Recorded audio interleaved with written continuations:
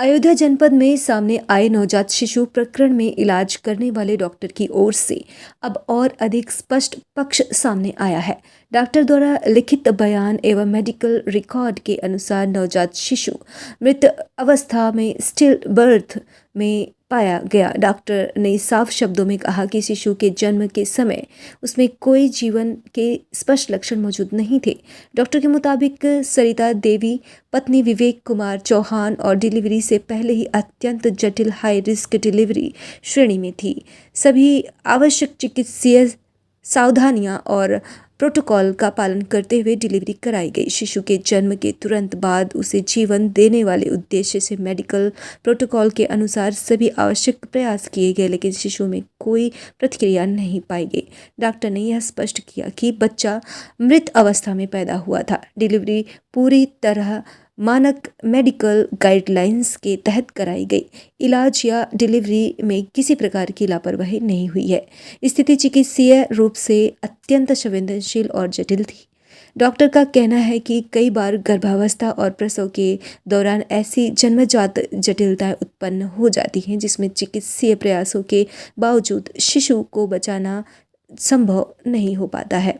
ऐसे मामलों को बिना जांच कि लापरवाही कहना भ्रामकता और तथ्यहीन है। बेटा तुम्हारा?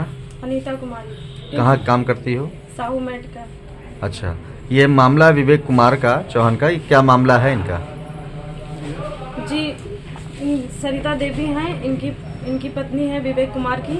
ये यहाँ पे इनकी डिलीवरी हुई थी और बच्चा डिलीवर होने से पहले इनके बच्चे की धड़कन मशीन में नहीं बताई और जब बच्चा डिलीवर हुआ तो मरा पैदा हुआ। उसके बाद ये 1 हफ्ते बाद यहाँ पे आए हैं और डॉक्टर से बदतमीजी कर रहे थे। जब स्टाफ यहाँ पे हम लोग आए, मतलब उनको मना किए, तो हम लोग को गाली देने लगे और बदतमीजी करने लगे। बोले कि तुम बाहर निकलोगी तुमको मारेंगे और जिस तरह तुमने हमारे बच्चे को मारा इसी तरह हम तुमको भी मारेंगे। लेकिन वो तो आरोप लगा रहा है कि उसके साथ जो है बदतमीजी हुई है, उसको मारा पीटा गया है। जी नहीं, हम लोग ने उनको नहीं मारा और डॉक्टर ने भी नहीं मारा, वो झूठ बोल रहे हैं। अच्छा, ऐसा ये बात अगर पब्लिक में पूछी जाएगी तो ये पब्लिक वाले बताएंगे कि वो ड्रिंक करके बदतमीजी कर रहे थे। जी हाँ, शराब पिए थे वो। कितने स्टाफ थे यहाँ पे उस समय? यहाँ पे उस समय 4-5 लोग। सर 4-5 लोग थे। उनके साथ कितने लोग थे?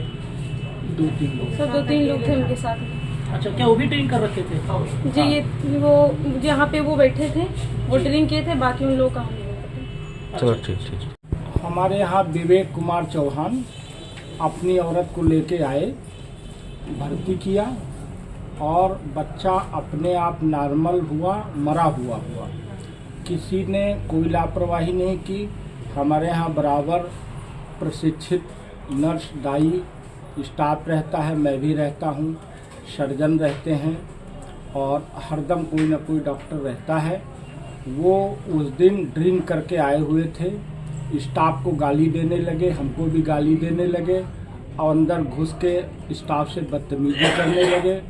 हम लोगों ने ना कोई गाली दी है ना उनके साथ बदतमीजी किया और लोगों ने हस्तक्षेप करके उनको यहाँ से बाहर किया और वो इस तरह से एक तरफा किसी मीडिया भाई को, जो भी एक सामाजिक कार्यकर्ता होते हैं, उनको ला करके एक तरफा जो है अपनी बात कह करके निकलवा दिया।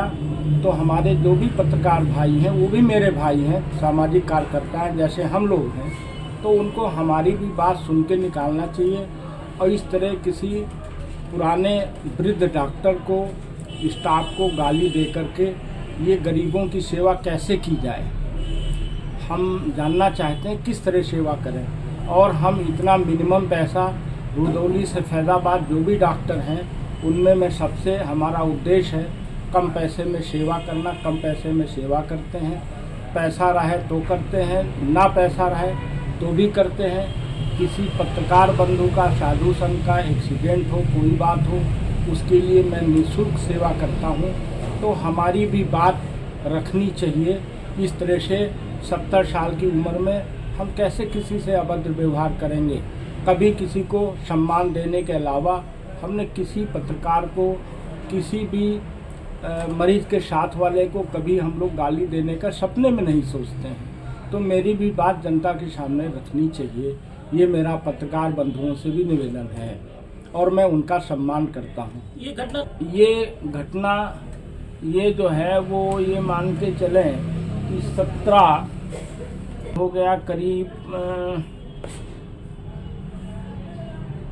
19 तारीख की घटना है और ये किसी के बहकावे में ड्रिंक करके इन्होंने 27 तारीख को जो है ये आरोप लगाया। इतने दिन बाद अगर कोई घटना होती, परेशान होता तो वो बात उसी दिन रखता, दूसरे दिन रखता, तीसरे दिन रखता। 8-10 दिन बाद पक्ष रखने का कोई मतलब नहीं है। ये किसी के बहकावे में ड्रिंक करके इस तरह से अभद्र व्यवहार उन्होंने मेरे साथ किया है। ऐसे में डॉक्टर साहब बच्चे की मौत का कारण क्या था? बच्चा जब ये कम से कम 2-3 जगह दिखा के आए थे, अकेले मेरे यहाँ आए नहीं दिखाने। जब कई जगह दिखा के आए तो बच्चा सुस्त था और सुस्त होता है और औरतें पहले बच्चे में उनको तजुर्बा नहीं होता है हम कैसे जोड़ लगाएं, क्या लगाएं। तो ऐसी स्थिति में अगर मरा ही बच्चा पैदा हो तो दुनिया का कोई डॉक्टर मेरी जानकारी में उसको जिंदा नहीं कर सकता है। हम डॉक्टर हैं, मेरा पहला बच्चा हुआ था जिला अस्पताल में, वो वहाँ मर गया था। हमारे रिश्तेदार doctor Ramchandra senior deputy CMO थे, तो कोई उसमें क्या डॉक्टर कर सकता है। हम लोग तो बचाते हैं, जच्चा बच्चा को बचाते हैं, किसी मरीज को बचाते हैं और सहयोग करते हैं। पैसा है तो दवाई करते हैं, पैसा नहीं है तो दवाई करते हैं। ऐसा में डॉक्टर साहब आपके यहाँ ऑपरेशन होने से पहले भी तो कुछ जांचें होती होंगी जिसमें ये बताया जाता है कि हाँ बच्चा मरा है या जिंदा है। कुछ जांचें हुई होंगी कि डायरेक्ट आपने ऑपरेशन ही किया? ऐसा है कि ऑपरेशन तो उसका हुआ ही नहीं, अपने आप हुआ है। और अगर कोई 11 बजे 11:30 बजे रात के आवे तो हमारे समझ से रुदौली से फैजाबाद तक रात में सारे अल्ट्रासाउंड और जांच वाले सब बंद रहते हैं। हमारे पास छोटी मशीन है जिससे बताया गया था बच्चा काफ़ी सुस्त है, ना के बराबर। तो मतलब आपके यहाँ जब वो